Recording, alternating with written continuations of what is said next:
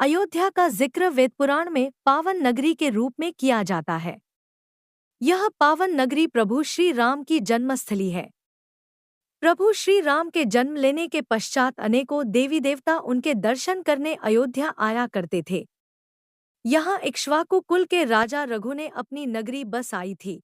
तब से यह राज्य रघुकुल वंशियों का है। वर्तमान समय में अयोध्या भारत में उत्तर प्रदेश राज्य के अंतर्गत आता है। यह वही अयोध्या है जहां मीर बाकी ने राम मंदिर को खंडित कर मस्जिद का निर्माण कराया था और अपने आक्रांत छवि को स्थापित किया। जिस अयोध्या नगरी में अनेकों प्रतापी राजा हुए, उस राज्य की ऐसी दुर्दशा पिछले 500 वर्ष पूर्व हुई, जिसका कोई अनुमान नहीं लगा सकता था। आज जब पुनः भक्त जागृत हुए हैं, राष्ट्र जागृत हुआ है, तो अयोध्या को पावन धाम बनाने की पुनः कोशिश है। राम नाम का जयकारा चारों ओर गूंजे, ऐसा कार्य किया जा रहा है। जहां पूर्व 500 वर्ष प्रभु श्रीराम निर्वासित हुए, आज उनको उनके पावन धाम में स्थापित करने का समय आ गया है। राम मंदिर का निर्माण। भारत सदैव से दानी स्वभाव का रहा है। यहाँ के राजा रजवाड़े भी धर्म कार्य में पीछे नहीं रहा करते थे। वह अपने प्रजा के सभी सुख सुविधाओं को ध्यान में रखते हुए कार्य करने में अपनी प्रसन्नता मानते थे। भारत में ईसा से लगभग 250 वर्ष पूर्व ऐसे ही यशस्वी सम्राट विक्रमादित्य द्वितीय हुए, जिन्होंने राम मंदिर का निर्माण कराया था। राम मंदिर खंडित। राम मंदिर को मीर बाकी ने 1528 में खंडित कर वहां मस्जिद का निर्माण कराया था। मीर बाकी बाबर का सेनापति था।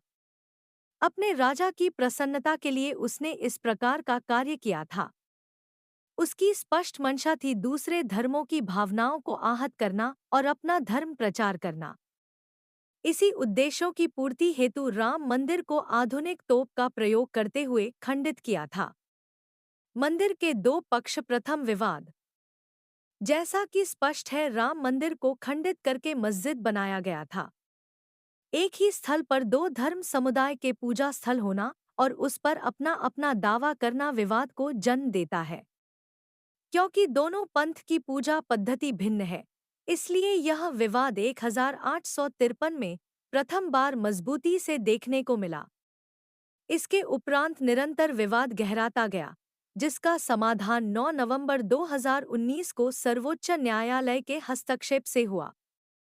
मंदिर के दो पक्ष। प्रथम विवाद। जैसा कि स्पष्ट है, राम मंदिर को खंडित करके मस्जिद बनाया गया था। एक ही स्थल पर दो धर्म समुदाय के पूजा स्थल होना और उस पर अपना अपना दावा करना विवाद को जन्म देता है।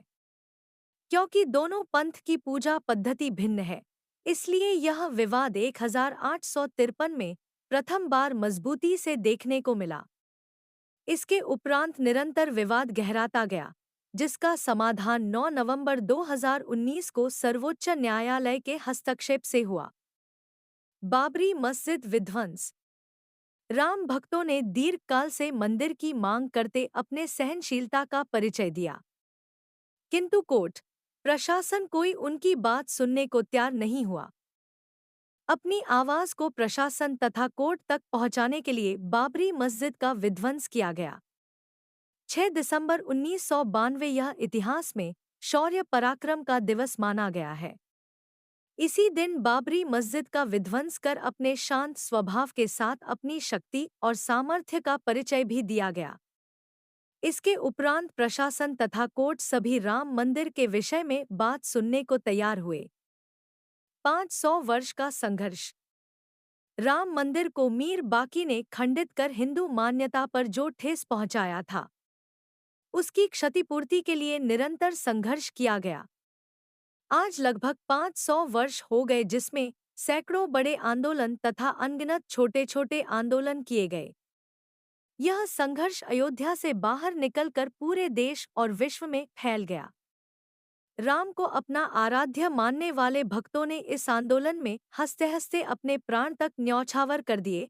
तब जाकर प्रभु श्री राम का भव्य मंदिर निर्माण संभव हो सका।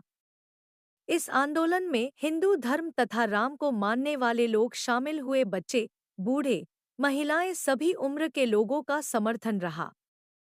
समय समय पर संत महात्माओं ने आंदोलन के लिए आह्वान किया, जिसमें विशाल जनसमूह ने भाग लेते हुए आंदोलन को सफल बनाया।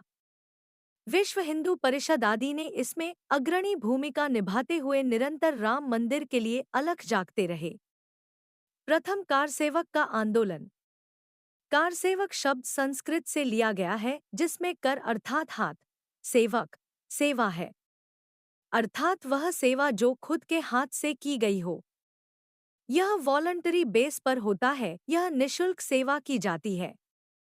विश्व हिंदू परिषद के नेतृत्व में लाखों कारसेवकों ने राम मंदिर के लिए अपना तन मन धन सर्वस्व न्योछावर कर दिया था। 21 से 30 अक्टूबर 1990 को लाखों कारसेवक अयोध्या पहुंच गए और मंदिर निर्माण की मांग को उठाने लगे। यह वह समय था जब सत्ता में समाजवादी पार्टी बैठी थी। कारसेवकों के उग्र मांग को देखते हुए प्रशासन पहले से ही सतर्क था। चारों ओर पुलिस तथा सेना की किलेबंदी थी। जगह जगह बेरिगेटिंग से कारसेवकों को रोका गया था, मगर कारसेवकों की टोली अपने लक्ष्य की ओर बढ़ती रही। कारसेवकों को रोकने के लिए प्रशासन ने गोलियां चलाई, जिस पर सैकड़ों कारसेवकों की जान चली गई। शायद ही ऐसा कोई आंदोलन या अभियान होगा जिसमें धार्मिक मांग के लिए गोली चलानी पड़ी हो। यह इतिहास में काला दिन के समान था। बाबरी मस्जिद विध्वंस कर कोठारी बंधुओं ने भगवा फहराया था। उसके 3 दिन बाद उन बंधुओं की गोली लगने से मृत्यु हो गई थी।